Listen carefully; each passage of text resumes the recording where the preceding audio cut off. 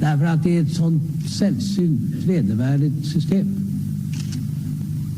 Att på grund av människors hudfärg döma dem till en mycket sämre tillvaro. Och det är en skam för världen så länge detta består. Ja, det är mord på Sveavägen. Det var en slakt. Och det var en slaktare. Det var bödeln som visste precis vad han ville. Han blev inte skjuten som statsminister. Han blev skjuten som privatperson. Polisen säger att mordet av allt att döma var mycket noga planlagt. Och alla personer med walkie-talkies på varsin sida om Sveavägen som man hörde liksom. Jag trodde att man i mordutredningar alltid gjorde bandade förhör med de väsentliga personerna som har funnits på platsen och som är viktiga. Makalöst ointresse. Det är klart att man försöker liksom suggerera sig fram till att få ihop bilderna om man nu var säker på att det var dem, så vill man ju få det att överensstämma med sitt eget vittnesmål. När sanningen om det här kommer fram så kommer det svenska samhället att förändras i grunden. Sydafrika, vilket jag personligen tycker är ett ganska intressant uppslag med tanke på att det är en ganska konkret motivbild. Det pratas mycket om Sydafrika och det är flera personer som har tagit kontakt med oss och haft intressanta synpunkter på det här uppslaget. Fick Craig veta att Palme var nyckelpersonen i att ena sydafrikanska anti-apartheidrörelsen. Det var min tanke och det har jag trott allt sedan dess.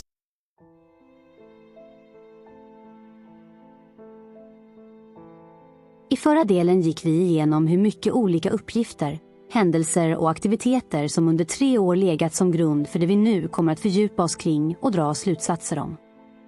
Vi redogörde ännu en gång för att själva händelserna på Sveavägen och vad som hände innan, samtidigt och efteråt, när skotten föll vid korsningen.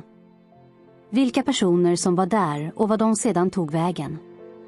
Vi gick även igenom alla de olika varianter av belägg för att mörkläggningen aktivt pågår för fullt, med många personer tjafsandes i olika forum och hur representanter genomskinligt förminskar relevant information och lyfter fram irrelevant information. Det tydliga mönster som vi har folkbildat om under en längre tid för att de flesta nu ska kunna vara vaccinrade mot fler villospår som säkerligen kommer att dyka upp framöver. Vi avslutade också förra avsnittet med att det nu är hög tid att lyfta blicken och börja djupdyka i den allra viktigaste frågeställningen som de flesta bör ha vid det här laget. Var det verkligen bara en slump att en Stay-behindövning pågick samma kväll som paret Palme träffade vännen Theo från Kreta vid reklampelaren utanför Dekorima? I detta viktiga avsnitt kommer vi att gräva ner oss i just den frågeställningen eftersom det är en bra fingervisning om vem och vilka som ligger bakom mordet. Och som vi kommer att komma till framöver, fördjupa oss i varför och möjliga motiv. Jag har tidigare varit tydlig med, i många av mina videos, att när det handlar om bakomliggande motiv så måste man alltid sätta in dessa i en kontext. Det handlar om att ibland får man utgå ifrån vissa medmänskliga aspekter som man självklart regelbundet får utmana och förändra om belägg dyker upp som omkullkastar dessa. I just detta fall har jag utgångspunkten att ingen svensk person har varit inblandad i själva mordet. Mest baserat på den otroligt stora kostnaden att i Sverige på 80-talet att ge sig på landets demokratiskt valda statsminister har ett otroligt stort pris i form av att inte bara folket generellt kommer att hata dig utan alla dina nära och kära drabbas. Det blir helt enkelt ett hot mot det styrelseskick och det samhälle vi har och då menar jag att de kräver exceptionella motiv för att genomföra ett sådant dåd. Med den utgångspunkten menar jag också att om någon svensk varit medveten om att det skulle hända så är det även en mycket högre tröskel att inte göra något åt det, oavsett vad man ansåg om Palme som person eller statsminister. Om denna inställning är naiv och godtrogen om hur 80-talet såg ut och fungerade, så må det då vara fallet. Jag kan som sagt ha fel, men det är utgångspunkten. Det som också verkligen stödjer denna tes och utgångspunkt är allt det som faktiskt sker på mordkvällen. Att den samtidiga Stay-behindövningen avbröts abrupt efter skotten. Vittnen vittnar om att personer som kommer från mordplatshållet låter chockade och förvånade och trodde inte alls att han skulle döda honom. Det som hörs över radion är att det är kallt där uppe eftersom statsministern är skjuten. Tore Forsberg, som anordnade övningen på mordkvällen, blev likblek i ansiktet när han fick reda på vad som hände och åkte sedan hem. Rörigheten och vilsenheten låg alltså inte i att något hade hänt. Den låg i att något hade hänt som de absolut inte var beredda på. Ändå var de beredda på saker eftersom de var på plats på mordkvällen i mycket stor och involverad utsträckning. De här reaktionerna är mänskliga och ärliga, vilket poliskommissarie Rimborn uppger brukar hända efter något stort har hänt. Det går liksom inte att fejka innan man har börjat fundera på varför. Man ska behöva släppa sanningen om vad som hänt och börja ljuga om det nu är det som är nödvändigt. De här reaktionerna måste tas på allvar. De är belägg för viktiga delar av händelseförloppet.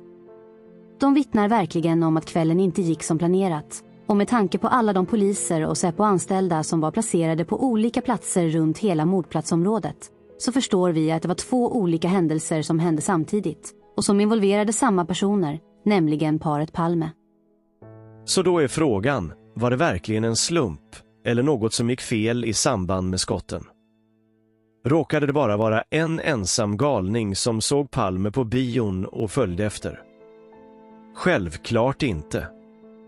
Eftersom vi har vittnesuppgifter som belägger att det redan fanns en väntande gärningsman vid Dekorima-avfasningen och som bara klev fram bakom ryggen på paret när de passerade och sköt 2 skott mot Olof och sedan lugnt och smidigt försvann från platsen efter att ha stoppat ner vapnet i fickan. Här är också viktiga nyanser och detaljer. Även dessa reaktioner och beskrivningen av gärningsmannens agerande säger väldigt mycket om vem och vad som låg bakom själva mordet. Gärningsmannen var, enligt uppgift, iskall och genomförde en slakt. Det var planerat och han var mycket effektiv. Allt tyder på att han erfarenhetsmässigt tog tag med en hand på axeln och avlossade ett skott mot ryggen för att träffa så dödande som möjligt. Men när det första skottet inte sitter perfekt så att benen försvinner, sätter han ett till som penetrerar ryggraden. Då vet gärningsmannen att han lyckats och kan smidigt försvinna från platsen. Så menar jag att det har gått till och det finns stöd för det i vittnesuppgifterna. Men det är också så att gärningsmannen stoppar ner vapnet direkt efter, utan att vara orolig för livvakter eller att andra personer ska försöka stoppa honom. Säger inte det något om situationen? Tänk på att polismannen som blev avslöjad av finskorna stått på platsen en stund innan. Hade gärningsmannen då bara tur att han inte stod kvar i Dekorima-korsningen? Varför var inte gärningsmannen orolig att någon av alla poliser som fanns runt mordplatsen på kvällen skulle avlossa skott mot honom? Varför stoppar han då ner vapnet i fickan och rör sig bara smidigt därifrån? Är det bara en slump? Säger det något om vad som ligger bakom?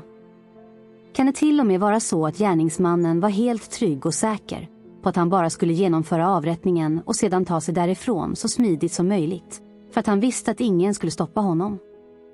Med tanke på beläggen vi gått igenom, att det finns konkreta uppgifter på hur mycket han fick betalt för att genomföra dådet, så tyder alltså allting på det.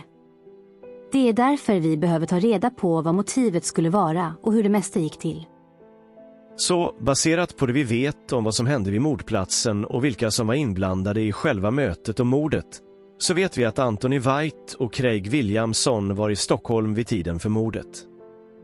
Craig syntes i IPAs lokaler under mordnatten och flög sedan från Arlanda morgonen efter, medan Anthony syntes i Säpos lokaler dagarna efter av en städerska anställd på Säpo.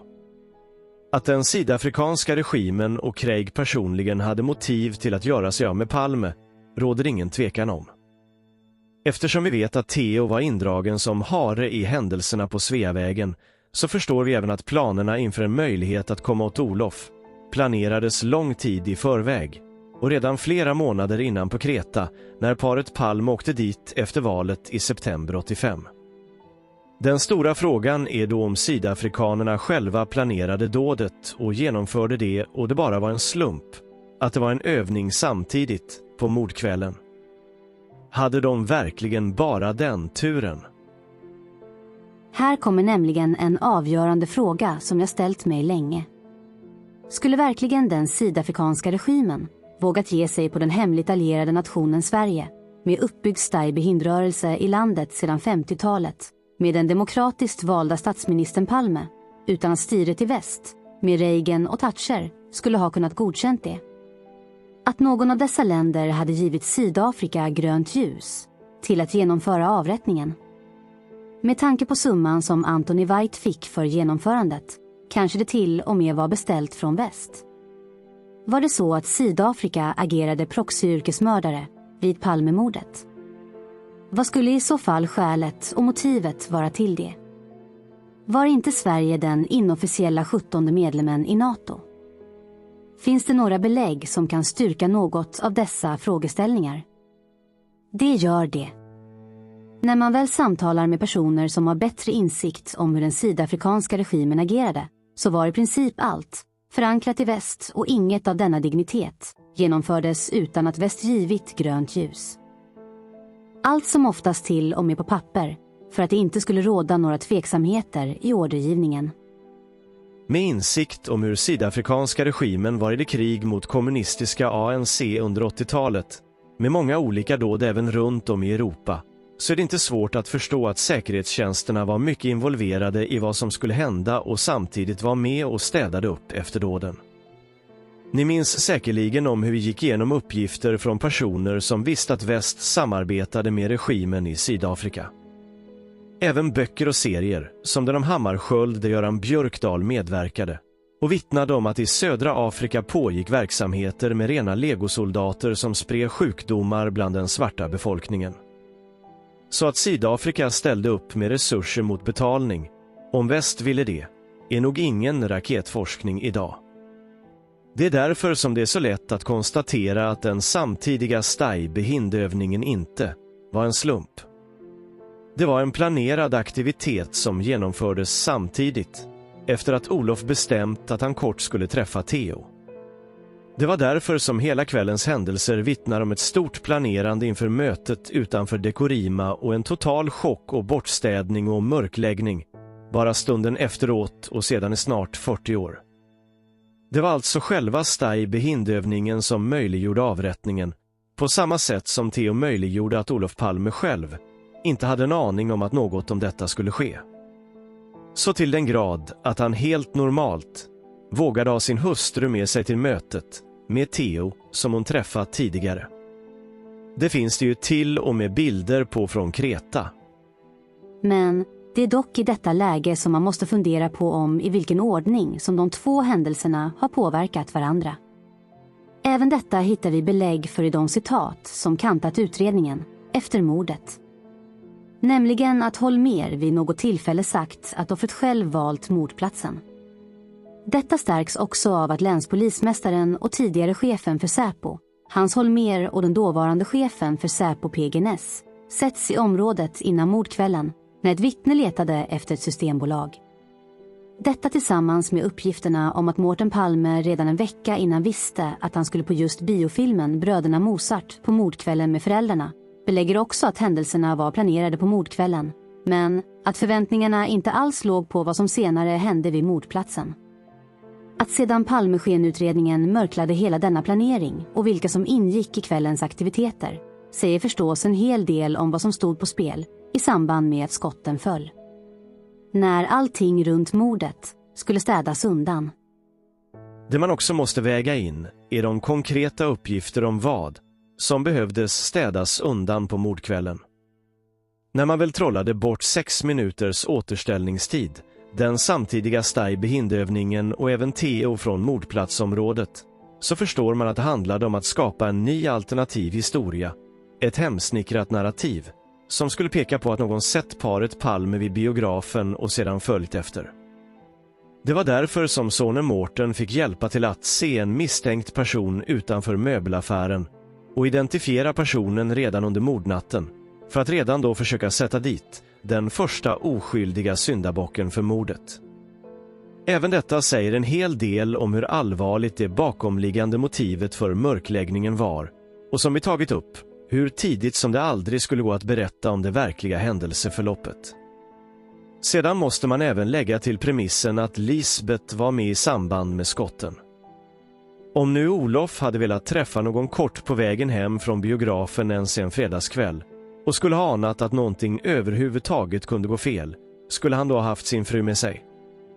Om det varit något möte med någon okänd?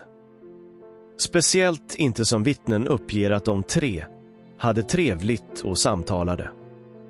Det är precis det som ger stöd för att det var någon de båda hade träffat tidigare, men att det var Olofs kontakt i första hand, eftersom Lisbeth uppgav för sköterskan på Saab att det var Olof som ville gå förbi Dekorima, tvärt emot vad den officiella versionen av korsandet av Sveavägen skulle bero på. Det är ju precis det här som förklarar att mörkläggningen direkt innebar att Mårten fick åka till föräldrarnas lägenhet på väg till sjukhuset och låna nyckeln av grannen för att ta sig in och ta kontroll över Olofs kalender. Som vi sagt tidigare är det precis i det här gränslandet mellan olika uppgifter, avvikande men relevanta detaljer, som motiven och förklaringarna finns. Speciellt som Lisbeth inte ens avslöjade att det var något möte, som många andra vittnen sett. Det är alltså mörkläggningens utformning, de episodiska händelserna och motsägelsefulla uppgifterna tiden efter mordet, som avslöjar och ger belägg för vad som låg bakom. Uppgifter som att Palme blev skjuten som privatperson istället för statsminister, som också ger belägg för att det fanns en privat anledning som förekom själva mordet, vilket just ger kopplingen till Theo och Kreta. Efterkonstruerade förhör med en grek vid mordplatsen, som inte alls hade någon anledning att tas till förhör i polishuset. Genom hela denna serie har vi gått igenom dessa detaljer och omständigheter flera gånger, men det är först nu, när vi utmanar slumpen om att Stay-Behindövningen bara skulle råka ske samtidigt som Palmes möte med Theo och mordet precis därefter inträffade. Därför har vi tidigare begränsat oss till att se det som att det var den topphemliga Stay-Behindövningen som var motivet för att skydda och mörklägga det sydafrikanska attentatet.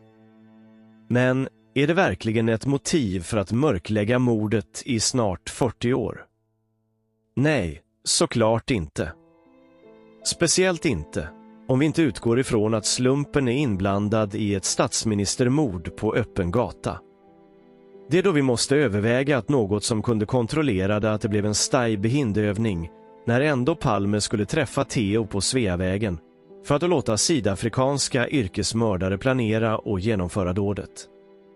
Så vad var då tanken i denna utredning och på denna kanalen med att begränsa det hela till att bara mörklägga övningen om det även finns andra skäl bakom mordet? Därför att det kan vara svårt att nå hela vägen med det man lägger fram utan att det finns en möjlighet att få uppgifterna bekräftade. Att lägga fram uppgifter utan att ha en övertygelse om att det kommer att leda någonstans kan vara farligt, speciellt när det gäller Palmemordet. Vilket är mycket av det som man har fått insikt om med alla tidigare som drabbats. Här spelar såklart det som hänt Jerry Martninger en stor roll. Inte för att en simpel privatspanare som jag har någon möjlighet att nå ut som den eventuella justitieministern, men det är tydligt i vad som hänt honom och hans familj, vilka fruktansvärda rättsövergrepp som svenska myndigheter har utsatt honom för bara för att tysta honom. Vem skulle då sakna en simpel privatspanare om man blev tagen på en kanottur eller fick besöka Guantanamo via något flygplan som en svensk utrikesminister bara hade fått order om att ställa upp med? Syftar såklart på vad som hände den tidigare CIA-chefen William Colby och de araber som Anna Lindh såg till att hamna i händerna på USA. Möjligen naivt ser jag nu ut att ha så mycket på fötterna och redan blottlagt det mesta som ändå andra kommer att ha nytta av, att jag inte ser det som något jag kan låta bli att fortsätta dra slutsatser omkring. Jag hoppas också på att den nya regimen som vill avslöja den djupa staten i USA lyckas med att göra det, så att det som hände kring Palmemordet enkelt blir en förlängning på det. Det har som sagt inte heller gått att dra så konkreta slutsatser utan att skaffa mer information och kontakter med fler duktiga personer i ämnet. Under resan med utredningen har dock förutsättningarna förändrats och sedan har det hänt händelser i världen som ökar möjligheterna att vi nu ska kunna få fram sanningen, och då ser jag inte längre något skäl att hålla tillbaka. För alla som följt kanalen så tror jag inte att det har varit något problem och till och med en fördel eftersom så många redan hjärntvättas med så många officiella sanningar. Alla de spår som presenterats, som man bara måste välja ett utav. Då har det varit en fördel att verkligen betona att det var 2 olika händelser som föranledde och möjliggjorde mordet. Att ett kort möte med en vän från Kreta förklarar tid och plats och möjligheten till att det som hände överhuvudtaget kunde ske där det skedde. Men också att alla vittnens iakttagelser av Valketalki, som Palmeskenutredningen försökte vifta undan och förminska under alla år, även har en stor betydelse för vad som faktiskt hände. Det finns inget snack om att alla dessa tillhörde den samtidiga Stay-behindövningen, och som vi tidigare tagit upp så har till och med Carl Colby, den tidigare CIA-chefen William Colbys son, uppgivit att han hörde att det var en övning på mordkvällen. Att även förstå att utpekande av poliser och hur de agerade så märkligt på mordkvällen inte alls behöver ha något att göra med själva avrättningen av den iskalla sydafrikanska legosoldaten.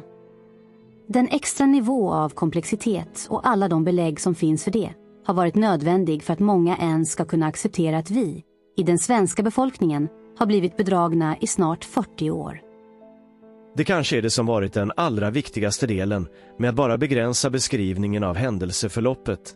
Att alla som följt arbetet förstår och kan ställa om sig i att det var en omedelbar mörkläggning som skedde efter skotten. Att det är en skenutredning som har bedrivits under alla år och kostat otroligt med resurser för befolkningen. Att orsaken bakom, alltså motivet till avrättningen, finns att hitta i hur omfattande mörkläggningen har varit, hur många som varit inblandade och vad som faktiskt svarar på påståendet, vad som skulle vara bäst för Sverige. Därför är det nu verkligen dags att lägga de sista pusselbitarna och försöka förstå vem som beordrade mordet och varför. En rimlig motivbild i en helhet, baserat på belägg från flera trovärdiga källor. Helt enkelt en genomarbetad teori, som mörkläggarna gärna får kalla konspirationsteori om de vill. Oavsett så finns det trots allt belägg för det, som kommer att läggas fram. När sedan sanningen kommer fram vet vi precis vilka som stämplade oss tidigare. Men för att även sortera bort pusselbitarna som inte hör till pusslet, så kan man med hela denna redovisning av premisserna och de avgörande detaljerna av motivbilder och konkreta uppgifter runt utredningen också vända på resonemanget för att tydliggöra vad som också inte kan ha hänt eller vilka som kan ha legat bakom. Vi tar mycket kortfattat upp 5 av spåren eller teorierna, så förstår ni säkert både fler belägg själva eller kan dra slutsatser av alla andra mindre aktuella teorier. När vi nu vet vem som sköt och planerade dådet via Theo på Kreta och som arbetade för den sydafrikanska regimen, så blir det väldigt lätt att utesluta alla spår av att ryssarna, KGB eller några som helst andra skulle kunna ha möjlighet att planera och genomföra dådet. Rysk inblandning är helt uteslutet, eftersom de aldrig hade kunnat planera den samtidiga Stay-behindövningen. En topphemlig organisation som de förmodligen inte ens visste fanns. Så enkelt är det. Genom att låta den sydafrikanska yrkesmördaren genomföra dådet i lugn och ro och sedan komma undan med det, utan att någon svensk är inblandad och därmed skulle kunna stoppa det hela, så har såklart inte heller svenska poliser eller Säpo varit inblandade i den delen. Allt baseras på hur dessa personer agerade efter skotten. Hur chockade och oförstående alla var.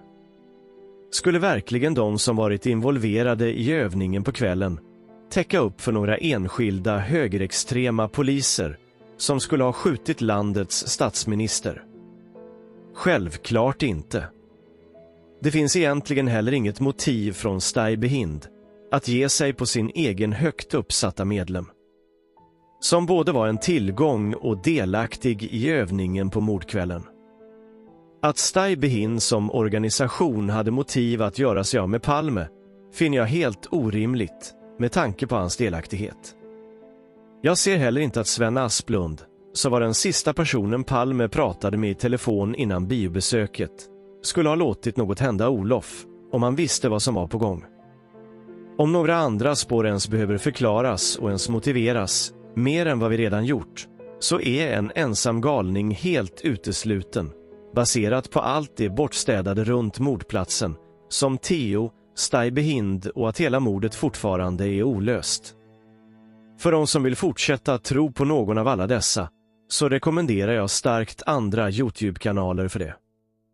Det gäller även de som tror att det rör sig om ett teatermord och har så svårt att förstå att den hederlige poliskommissarien Gösta Söderström konstaterat att det var Palme som låg död vid mordplatsen, bland annat på den karaktäristiska näsan.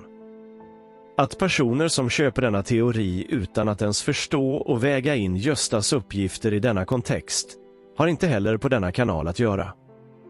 Som vi redan redogjort för ordentligt så har polis- och Säpo-spåret varit villospåret som statsmedia har pekat på under alla år, bara för att flytta fokus från det verkliga spåret och de bakomliggande omständigheterna.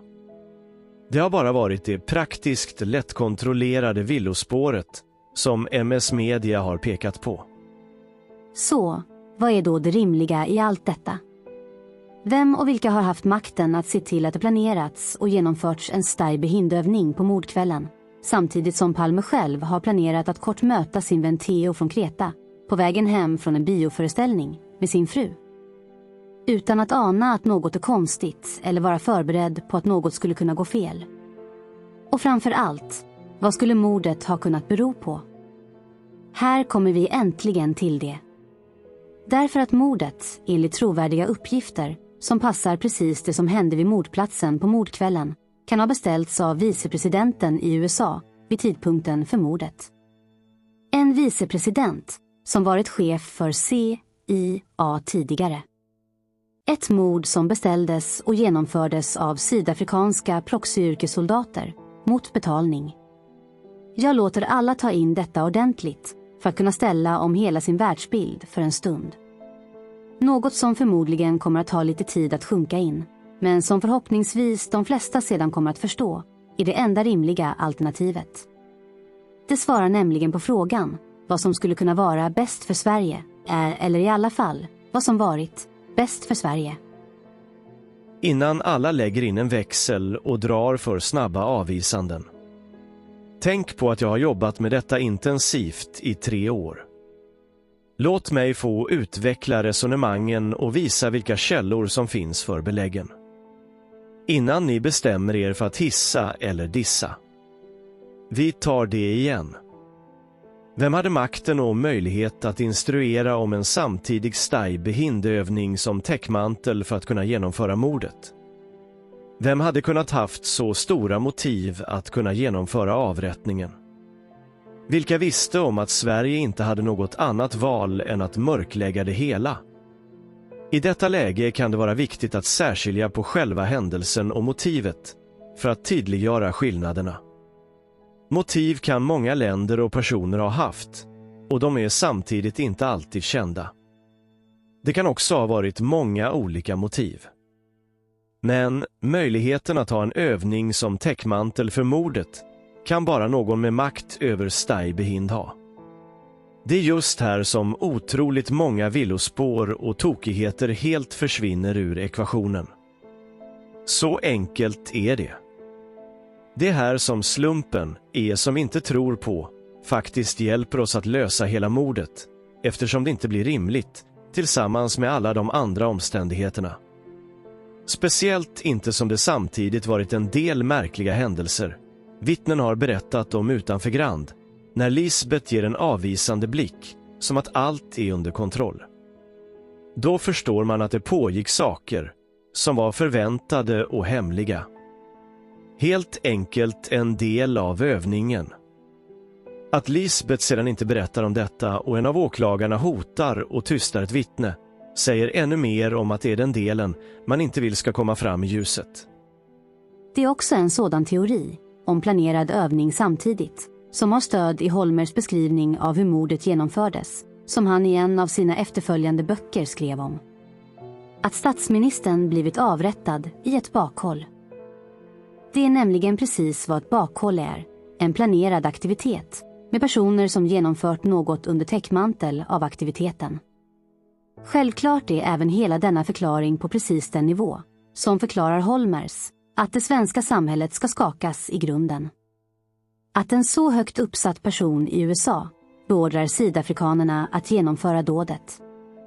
Fundera på om inte den bakomliggande förklaringen motsvarar alla de citat som flera inblandade personer och svenska politiska företrädare har delgivit genom åren.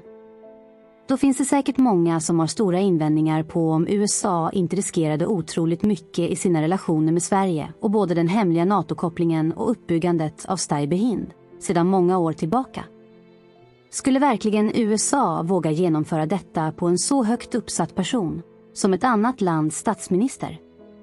Men i just den kontexten behöver vi även se alla paralleller till USA och vad de tidigare gjort själva.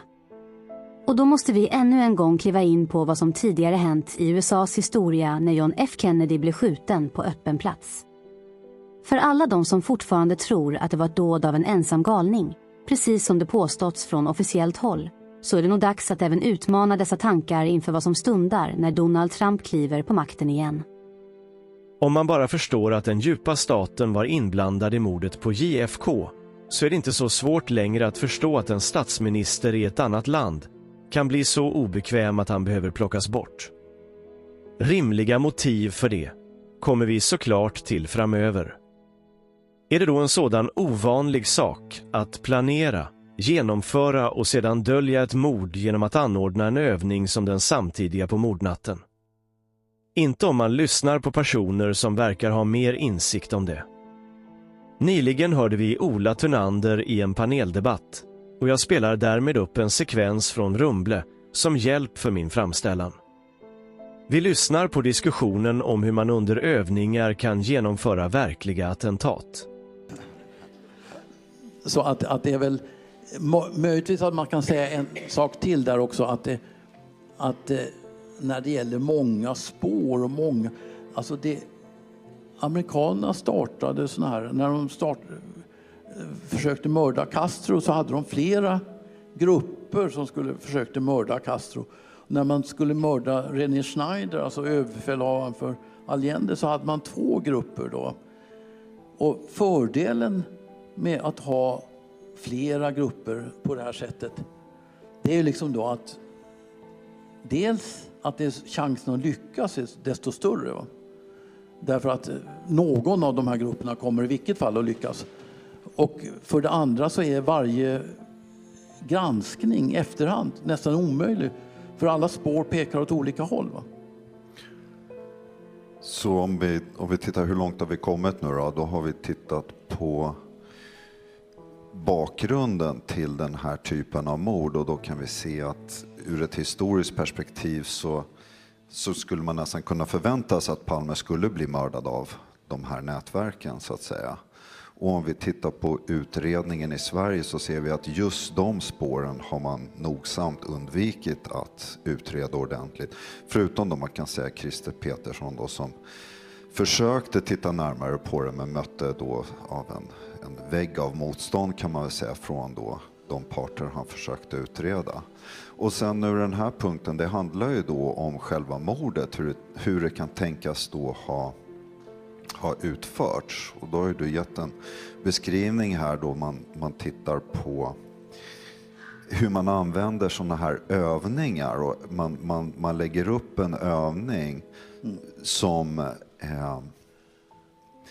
ett tillfälle då att genomföra den här typen av attentat. Och det kan man ju prata lite om vilka andra exempel det finns på det. Men jag tänkte innan först bara att man då tittar från själva mordplatsen, alla de vittnesmål som då pekar mot precis ett sånt här scenario. Om man tittar då på ett modus operandi, hur det här mordet har genomfört, så är det just den typen av observationer vad gäller övervakning, walkie-talkie-gubbar. Alltså Säpo gjorde en egen utredning som då kom fram och visade att Palme var övervakad från dagen innan till att han blev skjuten. Men den... Ja, förmodligen månaden innan, så här, men de sa säkert dagen innan och sådär. Och den rapporten var ju länge hemlig. Ja. Alltså bara om man ska, alltså det här med övning, så är det ju i och för sig typiskt att i alla sådana här känsliga fall så har man ofta en övning, och innanför övningen så har man en skarp operation.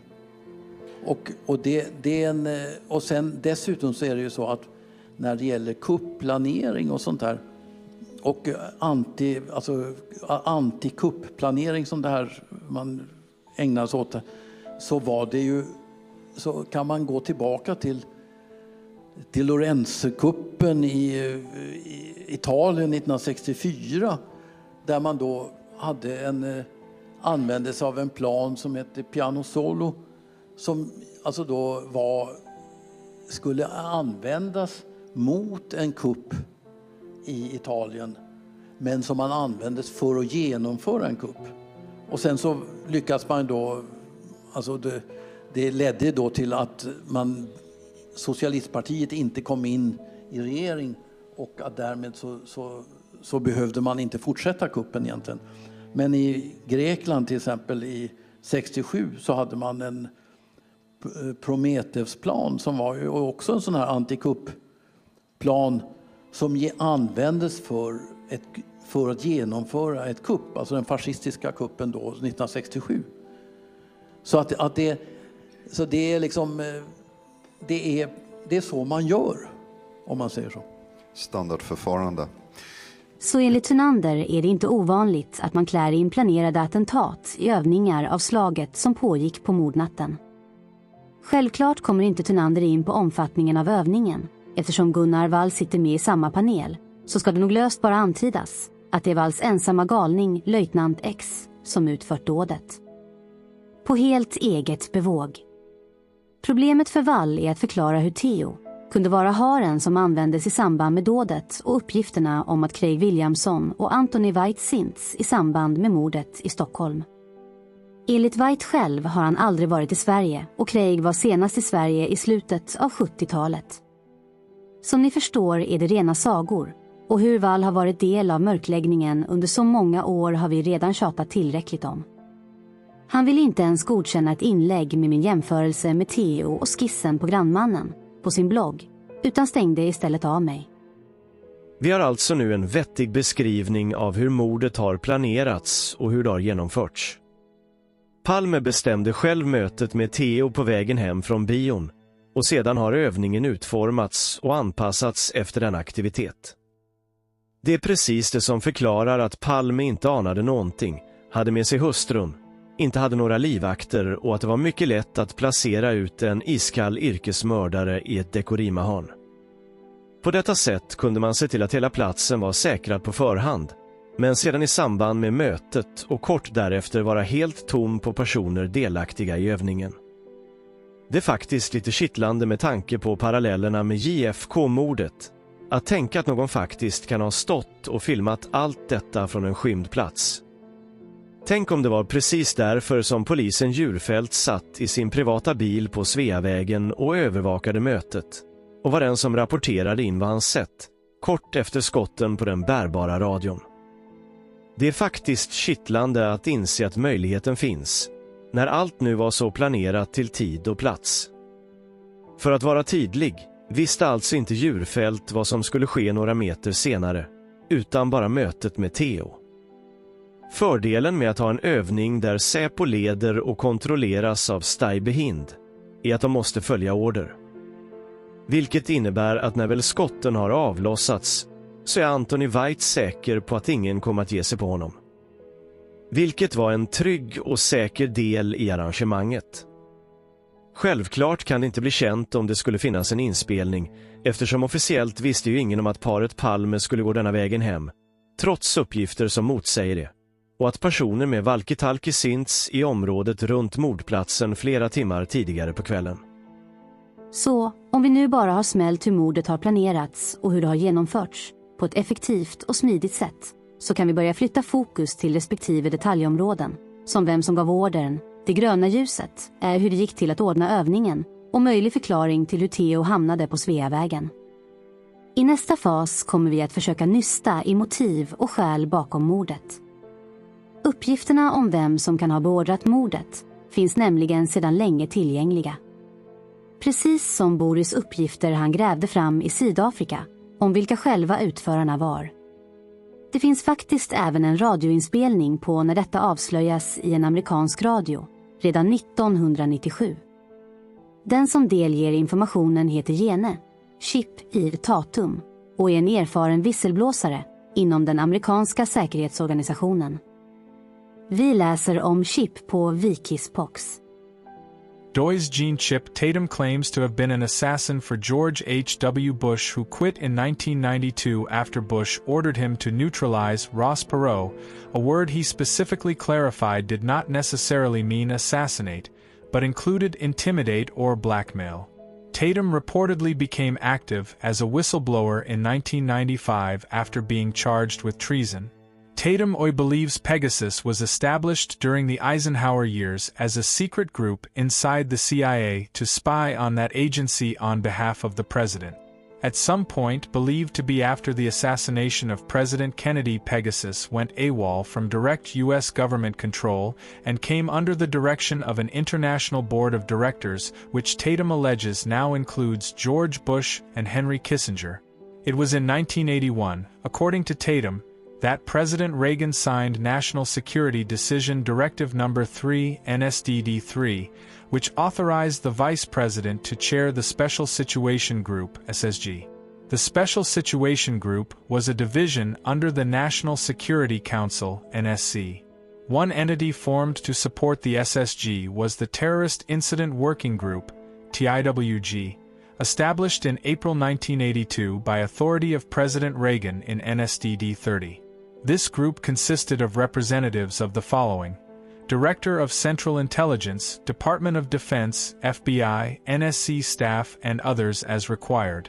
Tatum explained that the purpose of TIWG is to provide SSG with direct operational support. TIWG then recommended to the President that a terrorism task force be formed and chaired by the head of SSG, the Vice President.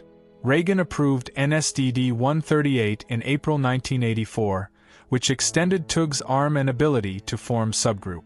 As a result of NSDD-138 was the formation of the Operations Subgroup, OSG. The subgroup was a select NSC-DCIA FBI Foreign Intelligence Agency, which operated so as to bypass the regular operations of intelligence/military/law enforcement agencies. OSG was formed in February 1986. Så denna Chip verkar alltså ha varit en insatt och betydande person inom den amerikanska säkerhetstjänsten. Och i slutet av 90-talet, när han blev en visselblåsare, så berättade han följande i en radiointervju. Och lyssna verkligen på hur han säger att det skulle ha gått till och vad motivet skulle ha varit. Was Bush involved in any complicity with that? Was it the foreign minister who was killed in Sweden? Olof Palme, the Prime Minister of Sweden, was assassinated. I'm told it was by the OSGs, and they used an asset out of southern Africa. I see. So, and why was he neutralized? End user certificates that were very important during the Iran-Contra, what they call the Iran-Contra, for the weapons that were being shipped around the world. Without an end user certificate, it's very difficult to move the weapons into areas without violating international law and ending up in prison. So they needed end user certificates for a lot of these upgraded weapons rather than just the M16s. Sweden was a primary area to use it because there was a weapons company out of Sweden that North wanted to use. So, from what I understand, he laid the whole plan out to the Prime Minister, and the Prime Minister wouldn't have anything to do with it and was going to turn it over to the international community because it was illegal. And that was his undoing. And it's historic now. Yeah. Som ni förstår stämmer allt detta med vad som hände på Sveavägen och som vi har grävt fram. Även om motivet bakom mordet är något som vi får fördjupa oss i och utveckla framöver. Nu får ni till nästa avsnitt på er att verkligen låta detta sjunka in så länge. Så avslutar vi med det viktiga ljudklippet en gång till. Was Bush involved in any complicity with that? Was it the foreign minister? Who was killed in Sweden? Olaf Palme, the Prime Minister of Sweden, was assassinated. I'm told it was by the OSGs, and they used an asset out of southern Africa. I see. So, and why was he neutralized? End user certificates that were very important during the Iran-Contra, what would they call the Iran-Contra, for the weapons that were being shipped around the world. Without an end user certificate, it's very difficult to move the weapons into areas without violating international law and ending up in prison. So they needed end user certificates for a lot of these upgraded weapons rather than just the M16s. Sweden was a primary area to use it because there was a weapons company out of Sweden that North wanted to use. So, from what I understand, he laid the whole plan out to the Prime Minister, and the Prime Minister wouldn't have anything to do with it, and was going to turn it over to the international community because it was illegal. And that was his undoing. And it's historic now. Yeah.